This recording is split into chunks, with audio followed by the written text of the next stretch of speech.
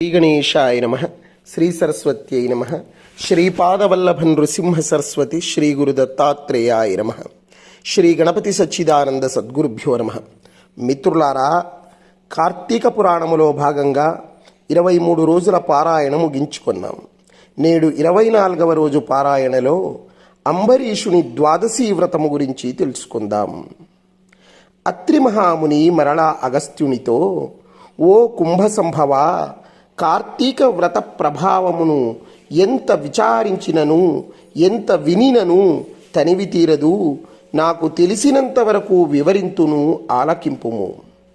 గంగా, గోదావరి మొదలగు నదులలో స్నానము చేసినందువలనను, సూర్య చంద్ర గ్రహణ సమయములందు స్నానాదులొనరించినను ఎంత ఫలము కలుగునో, శ్రీమన్నారాయణుని నిజతత్వమును తెలిపడి కార్తీక వ్రతమందు శుద్ధ ద్వాదశి నాడు భక్తి శ్రద్ధలతో దానధర్మములు చేయువారికి అంత ఫలమే కలుగును. ఆ ద్వాదశి నాడు చేసినటువంటి సత్కార్య ఫలము ఇతరి దినములలో చేసినటువంటి ఫలము కంటే 1000 రెట్లు అధికము కాగలదు. ఆ ద్వాదశి వ్రతము చేయు విధానమెట్లో చెప్పెదను వినుము.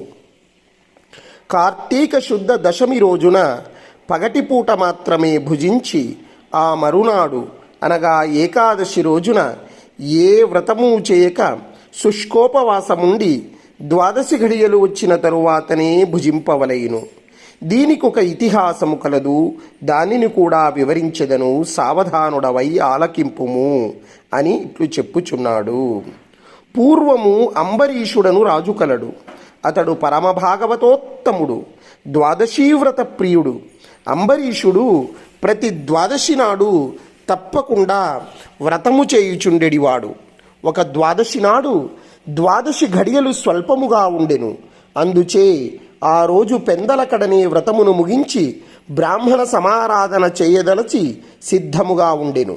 అదే సమయమున కచ్చటకు కోపస్వభావుడగు దుర్వాసుడు వచ్చెను. అంబరీషుడు ఆ మునిని గౌరవించి, ద్వాదశి ఘడియలలో పారాయణ చేయవలయును కావున తొందరగా స్నానమునకేగి రమ్మని కోరెను. దూర్వాసుండందులకు అంగీకరించి సమీపమున గల నదికి స్నానమునకై వెడలెను. అంబరీషుడు ఎంతసేపు వేచి ఉన్నను దూర్వాసుడు రాలేదు. ద్వాదశి ఘడియలు దాటిపోవుచున్నవి. అందుచేత అంబరీషుడు తనలో తానిట్లనుకొనెను, ఇంటికొచ్చిన దూర్వాసుని భోజనమునకు రమ్మంటిని. ఆ ముని నదికి స్నానమునకు వెళ్ళి ఇంతవరకు రాలేదు.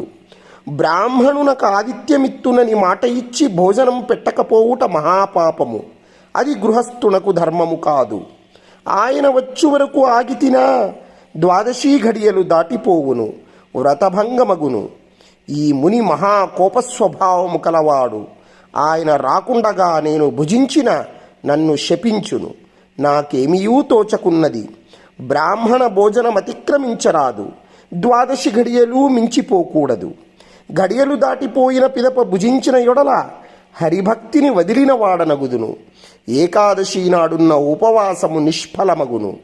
ద్వాదశి విడిచి భుజించిన భగవంతునకు, ఒకవేళ భోజనము చేసిన దూర్వాసునకు కోపము వచ్చును. అదీనుగాక ఈ నియమమును నేను అతిక్రమించిన యొడల వెనకటి జన్మమందు చేసినటువంటి పుణ్యములు కూడా నశించును.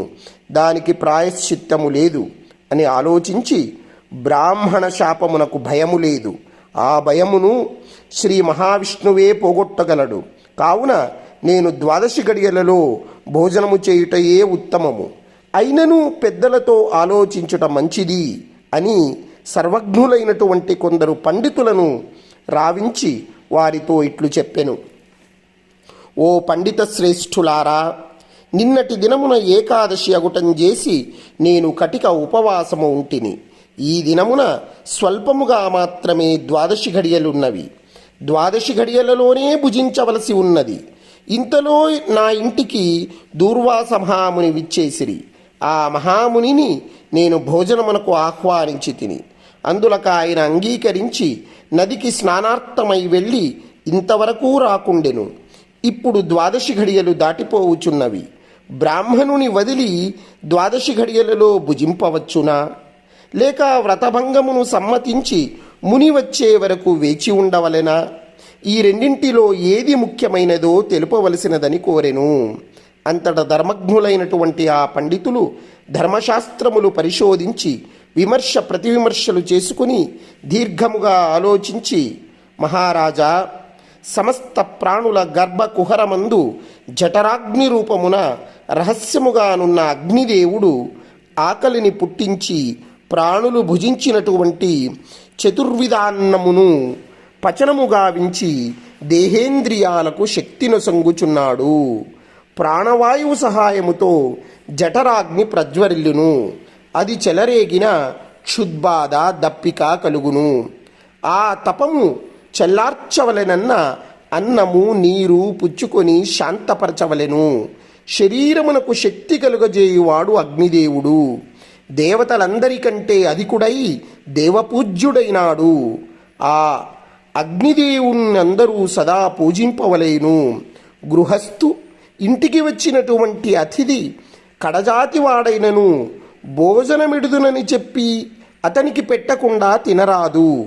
అందులోనూ వేదాంగ విద్యా విశారదుడు, మహాతపశ్శాలి, సదాచార సంపన్నుడు అయినటువంటి దూర్వాస మహామునిని భోజనమునకు పిలిచి అతనికి పెట్టకుండా తాను భుజించుట వలన మహాపాపము కలుగును. అందువలన ఆయుష్క్షీణము కలుగును.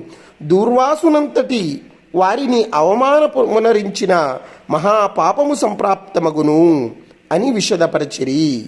తదుపరి విషయాలను 25వ రోజు పారాయణలో తెలుసుకుందాం. ఇంతటితో 24వ రోజు పారాయణం సమాప్తం. జై గురుదత్త.